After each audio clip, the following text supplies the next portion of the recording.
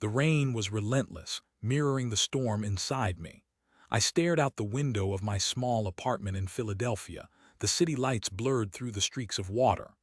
Torin, a 43-year-old architect, had always prided myself on my ability to build, to create solid structures that could withstand the test of time. But my own foundation, my marriage to Philippa, had crumbled into dust. It had started subtly, almost imperceptibly. Philippa, a vibrant and successful lawyer, had always been ambitious, but lately her ambition seemed to consume her entirely. Late nights at the office became more frequent. Business trips stretched from a few days to a week, then 10 days. I tried to be understanding. I knew how demanding her job could be. But a nagging feeling, a cold dread, began to settle in my stomach. One evening, about 3 months ago, I decided to surprise Philippa at her office.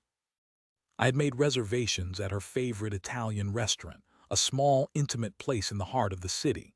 I pictured her face lighting up when I arrived, a brief respite from the pressure she was under. I even bought her a small bouquet of lilies, her favorite flower, but Philippa wasn't at her office. Her secretary, a young woman named Elowen, looked surprised to see me. "She's not here, Torin," Elowen said, her voice hesitant. "She had a meeting out of the office." "Oh," I said, trying to hide my disappointment. "Do you know when she'll be back?" Elowen shifted uncomfortably. "I'm not sure," she mumbled, avoiding eye contact. It was a private meeting. That was the first crack in the fod. A private meeting at 8 o'clock at night. It didn't make sense. I thanked Elowen and left, the lilies suddenly feeling heavy in my hand. I didn't go to the restaurant. I went home, the rain starting to fall as I drove. Over the next few weeks, I became increasingly suspicious. Philippa's phone was constantly glued to her hand. She'd step out of the room to take calls, her voice hushed and secretive. She started locking her phone, something she had never done before. Our conversations became strained, filled with awkward silences and half-truths. She seemed distant, preoccupied, as if she were living in a different world. I tried to talk to her about it, but she brushed off my concerns. "You're being paranoid, Torin," she'd say, her voice laced with irritation. "I'm just busy. You know how it is." But I didn't know how it was. I had always been honest with her, open about my feelings and my life. I couldn't understand why she was being so secretive. Was I losing her? Was she falling out of love with me? The questions swirled in my head, fueling my anxiety. Then came the business trip to Chicago. Philippa was supposed to be gone for 5 days, attending a conference on corporate law. I kissed her goodbye at the airport, trying to ignore the knot in my stomach. As she walked through security, she turned and smiled, a fleeting, almost sad smile. I watched her disappear, a sense of foreboding washing over me. On the third day of her trip, I received a call from a number I didn't recognize. I almost didn't answer it, but something compelled me to pick up. "Hello," I said, my voice tentative. "Torin," a woman's voice said on the other end. It was Elowen, Philippa's secretary. Her voice was trembling. I need to talk to you. It's about Philippa." My heart pounded in my chest. "What is it, Elowen? What's wrong?" "She's not in Chicago," Elowen said, her voice barely a whisper. She's with someone else. I saw them. I had to deliver some documents to her hotel. I saw her with him in the lobby. They were holding hands. The world seemed to tilt on its axis. I felt a rush of heat followed by a bone-chilling cold. "Who?" I managed to choke out. "His name is Emrys," Elowen said. He's one of the partners at the firm. He's married, too." I hung up the phone, my hands shaking. Emrys, I knew him. He had been to our house for dinner a few times. He was always charming, always flattering Philippa. I had thought nothing of it. I had trusted her. I sank into a chair, my mind reeling. Philippa with Emrys, it was impossible. It couldn't be true. But Elowen had no reason to lie. And the pieces were starting to fall into place, the late nights, the business trips, the locked phone, the secret conversations. It all made sense now in the most devastating way possible. I spent the next few hours in a daze, pacing the apartment, trying to make sense of what I had learned. I wanted to scream, to break things, to lash out at someone, anyone, but I couldn't. I was numb, paralyzed by the betrayal. Finally, I decided I needed to see for myself. I booked a flight to Chicago for the next morning. I didn't tell Philippa. I didn't tell anyone. I needed to confront her, to hear it from her own lips. I needed to know why.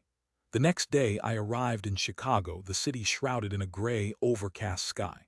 I took a taxi to the hotel where Philippa was supposed to be staying, my hands clenched into fists. I walked into the lobby, my eyes scanning the room, and then I saw them. They were sitting at a small table near the window, Emrys and Philippa. They were holding hands just as Elowen had said. They were laughing, their faces flushed with happiness. They looked like lovers, completely oblivious to the world around them. I stood there for a moment, frozen in place, my heart shattering into a million pieces. Then I walked towards them, my footsteps echoing on the marble floor. They didn't see me until I was standing right in front of them. Philippa's face drained of color when she saw me. Her eyes widened in shock and disbelief. Emrys looked equally stunned, his hand instinctively pulling away from Philippa's. Torin. Philippa stammered, her voice trembling. What are you doing here? I came to see you, I said, my voice flat and cold.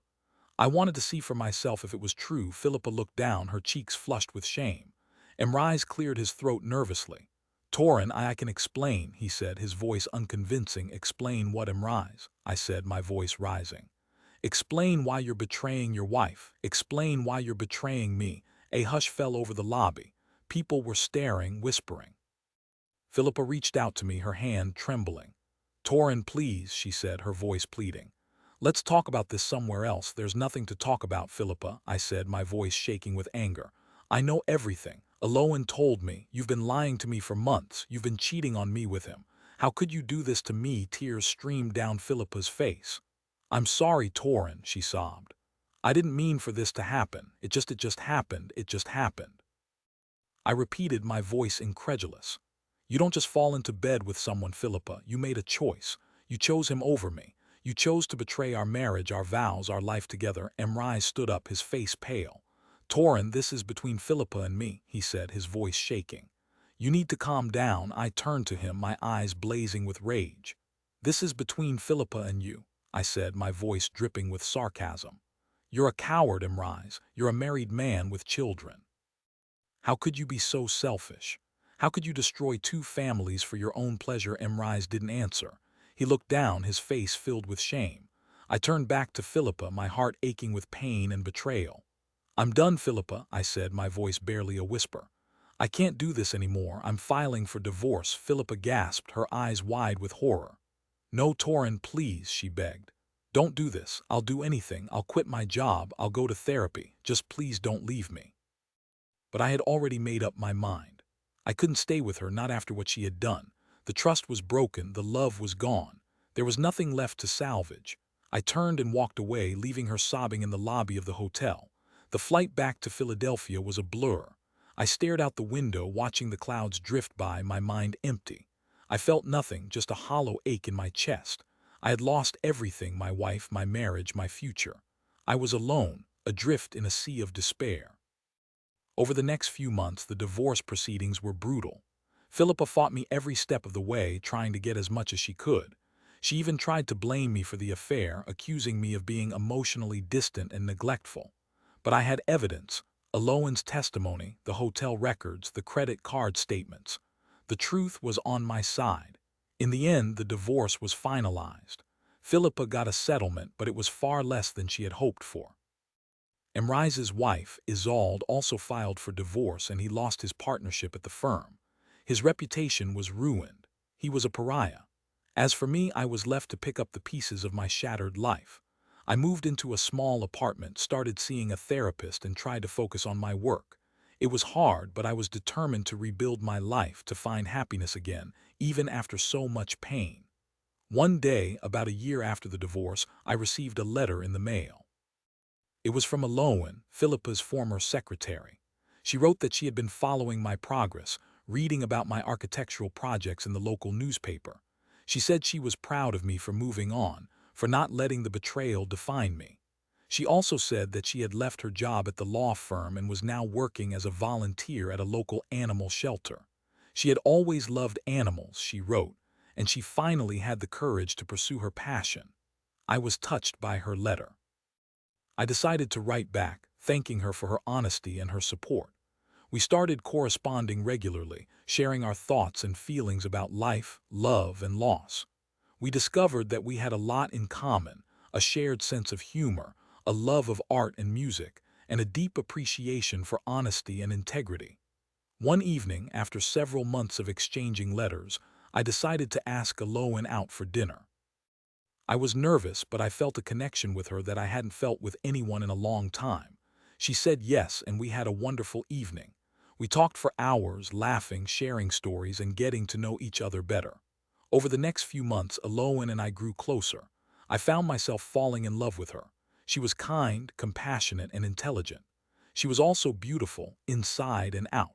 She understood my pain, my fears, and my hopes for the future. She helped me to heal, to forgive, and to believe in love again. 1 year later, I asked Elowen to marry me.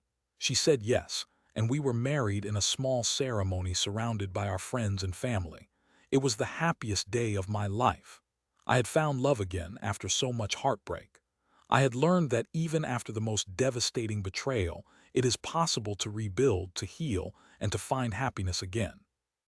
The rain still falls in Philadelphia, but now when I look out the window, I see not only the storm but also the rainbow that follows.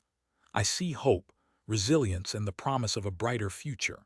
Looking back, the affair was a dark chapter, but it also taught me invaluable lessons about trust, forgiveness, and the importance of staying true to myself. It led me to Elowen, who showed me that love can bloom even in the most barren landscapes. My story is a testament to the enduring power of the human spirit and the possibility of finding love again after betrayal.